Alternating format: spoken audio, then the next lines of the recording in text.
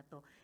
Ginoong Roque, yung mga akusasyon ng GCTA for sale na iniharap po ni Ms. Camilon sa inyo ay napakaseryoso po talaga. Grabe pong mga akusasyon. Para po sa ating mga nagtatrabaho sa gobyerno, tatawagin po natin yan malfeasance in public office.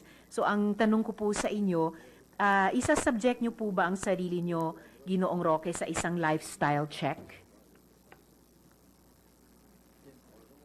Sir, kung maaari pong sumagot sa mic. So you would subject yourself to a lifestyle check. At maaari po ba kayong mag-submit ng kopya ng inyong SALN sa aming komite? Yes, sir.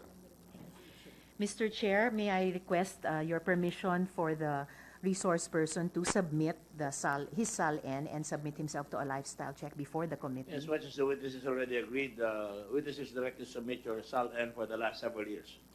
Thank Maybe you, Mr. about Chair. 6 years. Thank you, Mr. Chair. And what about the other officials of the BuCor here present? Would you also submit yourselves, sirs, ma'ams, to this lifestyle check and likewise submit a copy of your SALN to the committee, to the chair?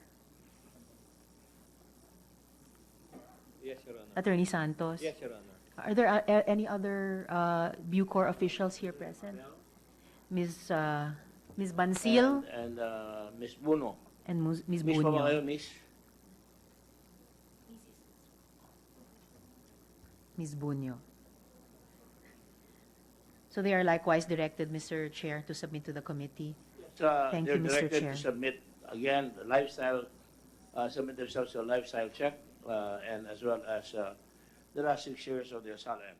Please submit it to the committee.